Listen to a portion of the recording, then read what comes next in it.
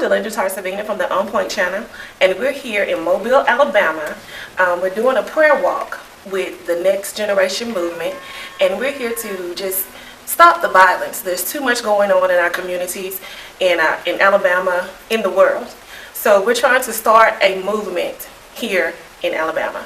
So can you tell me about what's going on here in Mobile? In the city of Mobile, there have been 11 homicides this year. 5 of them are black women, 5 are black men, and 1 white man. Of the 10 black people killed, there are all 10 black suspects in those killings. And we're just asking people to stop killing each other. When a society allows 5 women to be murdered, and there's no outrage, there's no outpouring, there's no demand for a change, we've become a very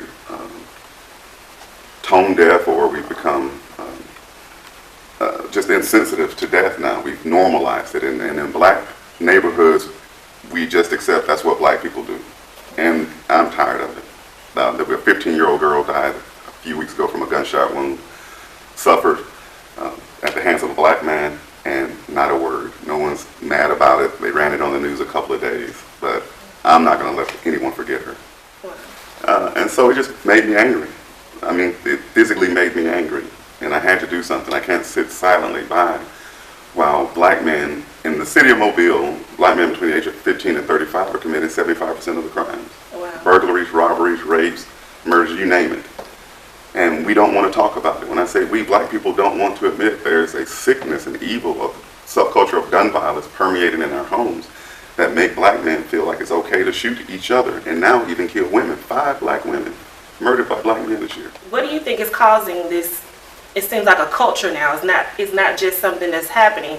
The subculture of violence started with my generation in the late 80s and early 90s, when gangster rap became very prevalent. And at that same time, the homes began breaking down. My generation began having a lot of children without marriage, so you didn't have male role models in the homes teaching men how to be men, how to handle sadness, how to handle being quit, how to solve problems. And as that number increased, so did the violent subculture of music and movies.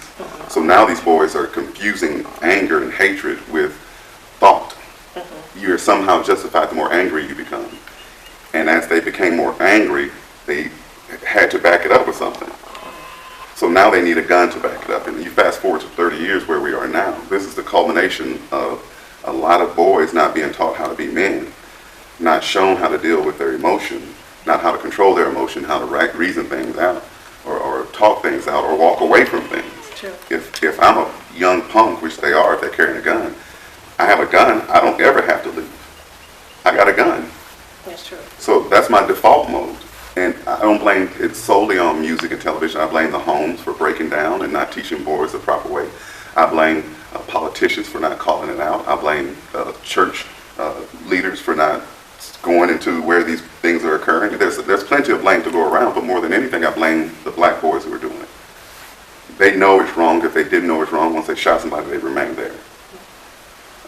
So we have to just tell the truth in order to solve the problem. That's true. I think there's a lot of issues, like you said, from home to church to school, because everything starts at home. I know there's a lot of single mothers out there, but you have to have, it's your responsibility to raise a young man if you don't have that father in the home. You have to teach him how to be a man and not have men over your son. So I think that might be an issue as well. Well, even mental illness. We don't know, in the 80s and 90s, drugs were very prominent. We don't know if the mother was consuming drugs that affected the fetus. We don't know the trauma that these kids face mentally, living in a violent environment, from a very young age, and they're conditioned to it, or even the drugs and the food, improper nutrition. All those things play a role in it, but we have to first say there's a problem before we can get to why.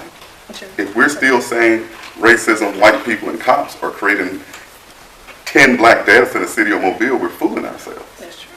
But we have to first say that young black men in the city of Mobile have this subculture of gun violence. We have to admit it, and then we can figure out why, and then we can solve it. That's true.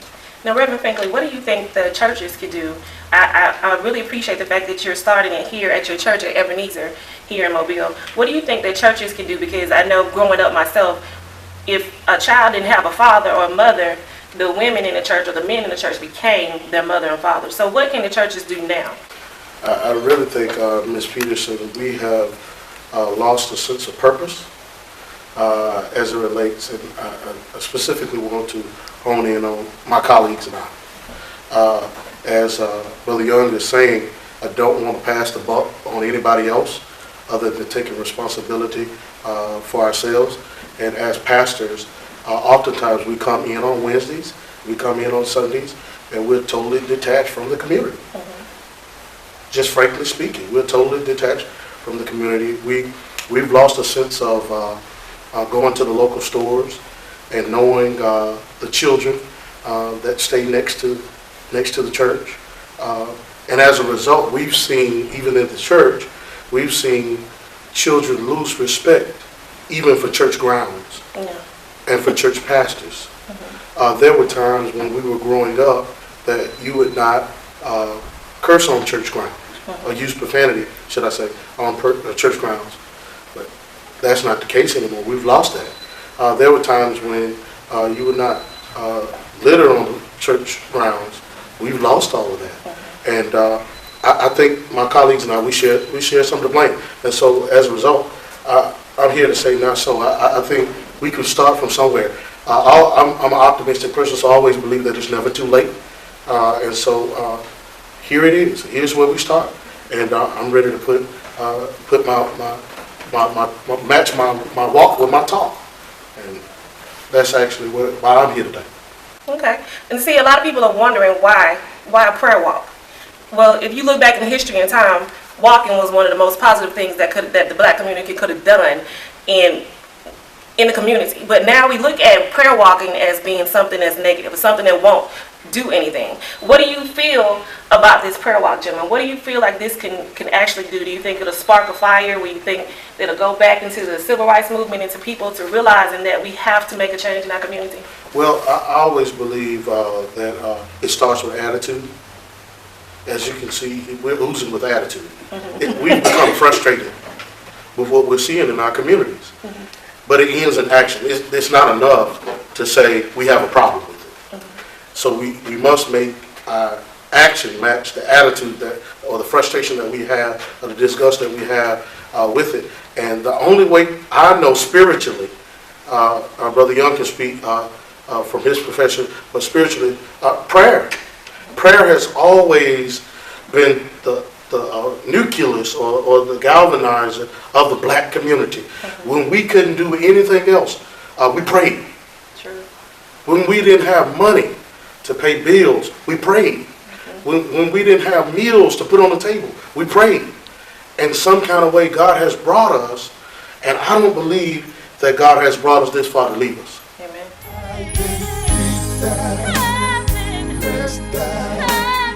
Left out in the storm, but Lord, I'm still listening. I'm listening.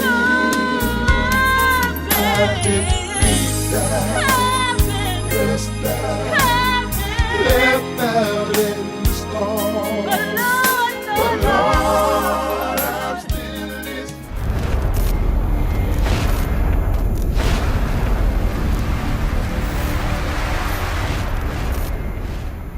You have 52% of high school kids, black kids, dropping out of school.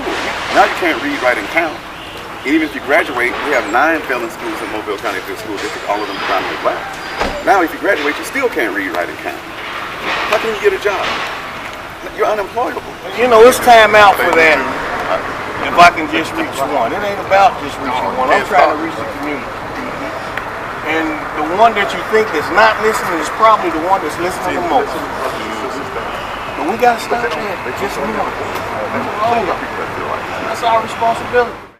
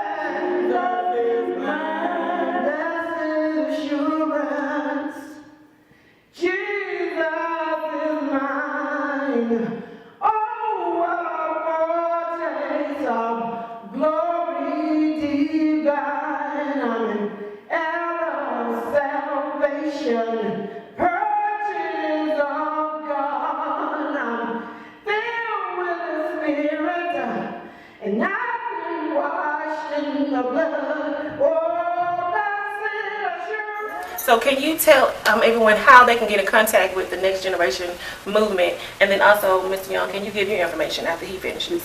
Okay.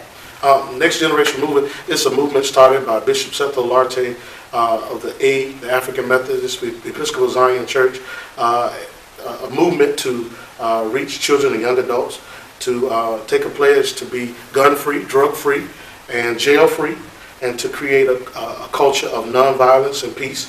My email is Finkley75, Finkley, Finkley 75 @yahoo.com. My telephone number is 205-704-4890. You can call me anytime. Thank you. Okay, Mr. Young, can you give your information? Yeah, John C. Young. My email address is JYHERE, the number 2, STAY, JY here to stay, @yahoo.com. And my cell phone number is 251-513-4179. Okay, we're here to start a movement. We got people coming in. We're getting ready to do this prayer walk. We want you to join in wherever you might be.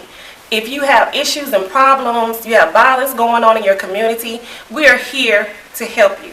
We're here to make sure that we can stop this from going on. Whether we can send you help, or to send some pamphlets, or to send some flyers, or to do whatever we can do, or to even send people to come walk with you. Let's start this prayer walk movement going on with this nonviolence.